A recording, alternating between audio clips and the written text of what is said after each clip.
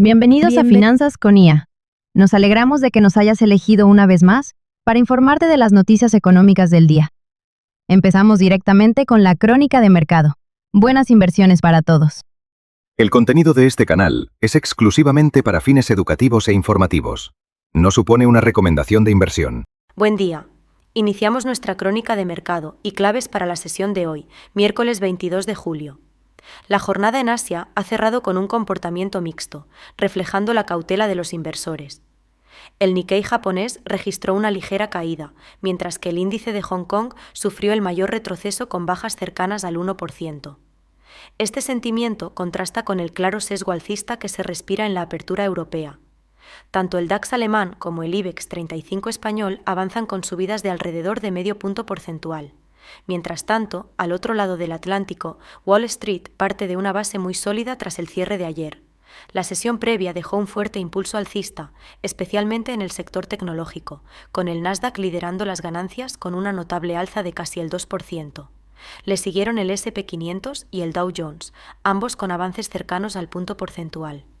Aunque la sesión de ayer fue muy positiva para la mayoría de acciones, la altísima volatilidad predominó durante la primera parte de la sesión. Este optimismo, que ha visto ligeros retrocesos durante la noche, será puesto a prueba en la apertura de hoy y durante los próximos días con la presentación de resultados trimestrales de la empresa Tesla y Google. Efectivamente, si nos centramos en los movimientos a nivel empresarial, el día de ayer nos dejó una clara divergencia por sectores. Por el lado de las ganancias, el sector tecnológico y de activos digitales brilló con luz propia. Coinbase se disparó con un espectacular avance de casi el 10%, tras conocerse que el proyecto de ley Clarity Act superó un obstáculo importante en su tramitación.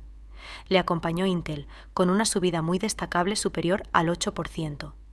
En el lado opuesto de la balanza encontramos al sector industrial y de consumo. Boeing registró un retroceso por encima del 2%, mientras que Mastercard sufrió caídas superiores al 1,5%, mostrando la rotación de los inversores hacia sectores con mayor impulso.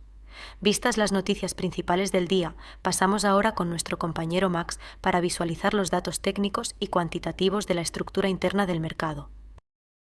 Ya vistas las noticias que nos ha traído hoy nuestra estimada compañera Cristina, durante los análisis de hoy, vamos a acompañar a los gráficos de trading con una infografía referente a la estacionalidad del segundo semestre del año para poder complementar las posibles tendencias basándonos en la evolución histórica de cada uno de los activos. Empezamos ya haciendo una pequeña actualización del gráfico del S&P 500, que sigue chocando con su nivel de resistencia que teníamos marcado en el precio de 7.550 puntos. En el día de ayer nuevamente llegó a hacer un ligero nuevo máximo para luego iniciar un retroceso durante el horario de negociación asiática.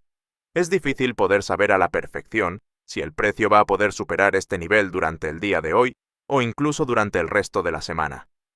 Lo que sí que podemos intentar determinar es dónde estaría el nivel de suelo en caso de no superar las resistencias.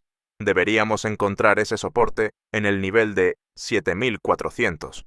Por otro lado, en el caso de que finalmente sí que superásemos esa resistencia, entonces tendría una transición bastante favorable para poder llegar a hacer un nuevo máximo, incluso llegar a superar los máximos anteriores. Pero de momento estamos en un rango lateral y es difícil de precisar. Si miramos el indicador de volumen acumulado en la parte inferior del gráfico, podemos ver que la fuerza del mercado no nos está acompañando. De momento, el indicador nos está señalizando un posible movimiento bajista, de continuación bajista.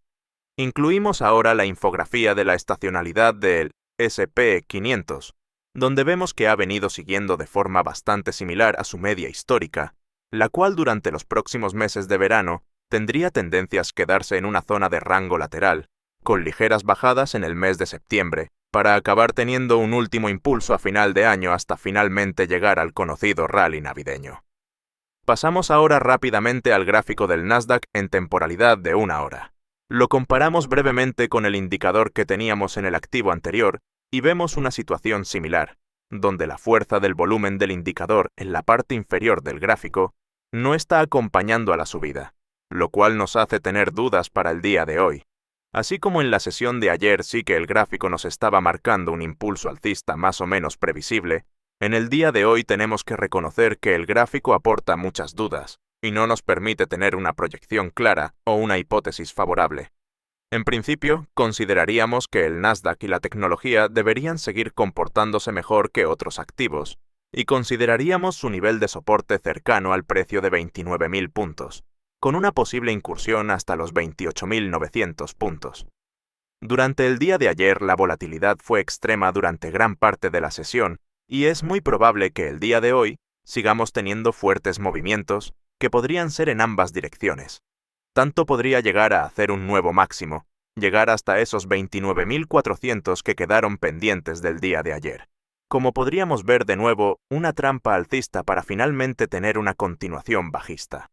Un día muy difícil de analizar. Este es un comportamiento propio de los periodos donde se produce un cambio de tendencia, que sería una buena señal para poder pensar en la continuación del impulso alcista. Y en esos casos, lo que ha de priorizarse es la cautela y la paciencia.